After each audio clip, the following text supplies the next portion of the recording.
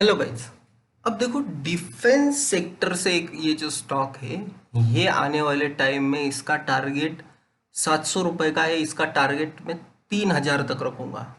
अब ये defence sector का स्टॉक एचएल जैसा चल सकता है या एचएल से भी फास्ट ये मूव कर सकता है। ओवरऑल स्ट्रक्चर देखो, 50 रुपीज़ कब इसकी प्राइस थी? 2010 में 50 रुपीज़ थी। इसने हाई लगा है 1100-1200 रुपये का हाई लगा के अब ये 700 रुपये पे मिल रहा है हमें। ये कंपनी करती क्या है? तो ये कंपनी का काम है, जो भी मिसाइल आते हैं, मिसाइल, अगर डिफेंस की कंपनी है तो मिसाइल डिटेक्शन का काम ये कंपनी करती है। और ये आप लोगों ने बहुत सुना भी नहीं होगा, किसी ने, मतलब हार्डली किसी को पता होगा ये शेयर, जिसका नाम है सीका।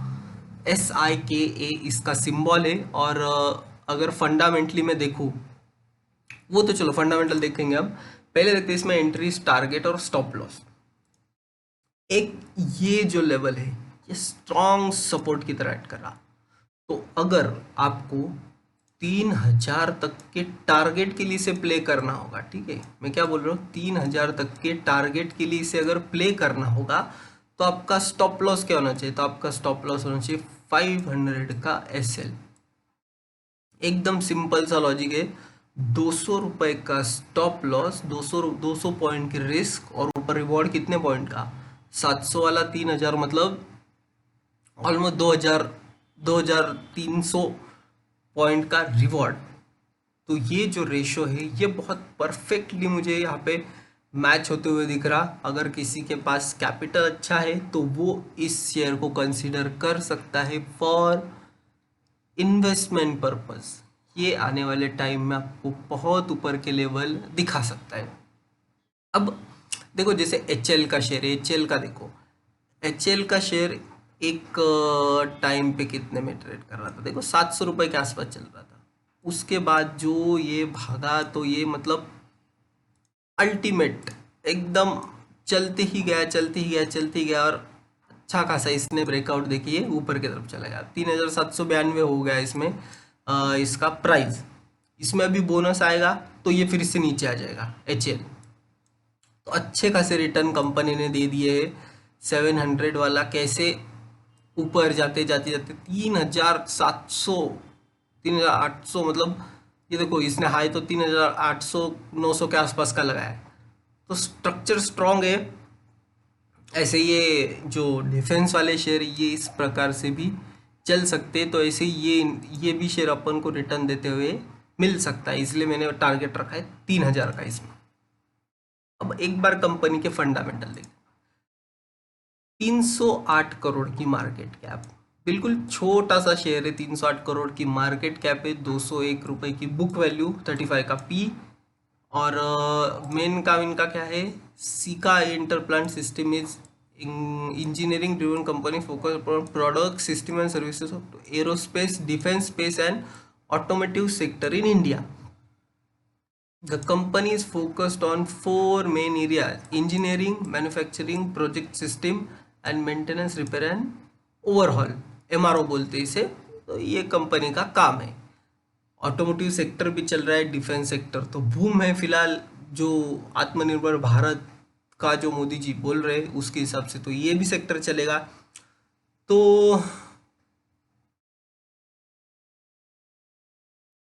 देखो, कंपनी का प्लांट है बेंगलोर में है, ये एक सही बात है। और also holds approval from director general of aeronautic. Okay, तो ओवरऑल स्ट्रक्चर अच्छा है।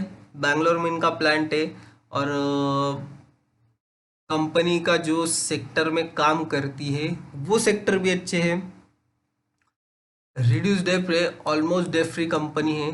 पर डेबिटर इनके इंक्रीज हुए, 42 डेज से 76 डेज इनके डेबिटर गए, ये नेगेटिव बात है।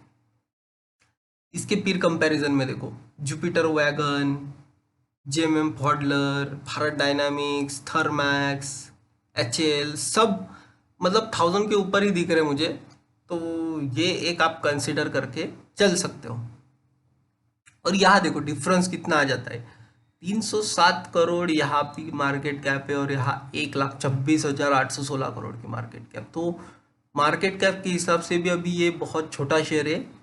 इसको आने वाले टाइम में अभी और मतलब पिकअप लेना पड़ेगा, तब जाके ये इसके लेवल तक आएगा।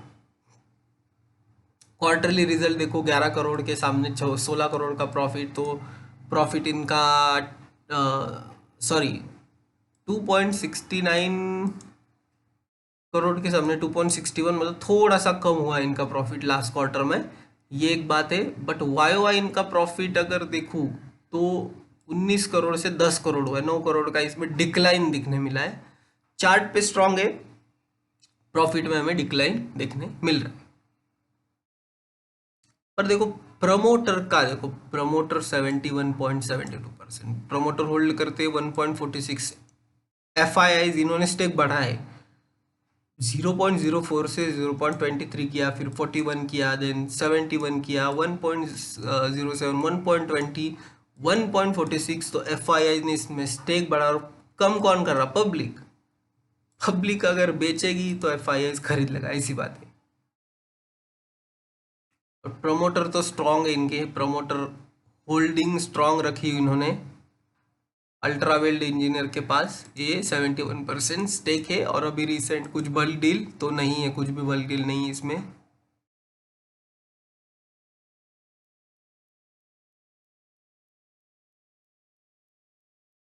टिकर टेप के हिसाब से देखो, profitability high, entry point good, red flag low, तो ये 3 पॉइंट इसकी ग्रीन में है।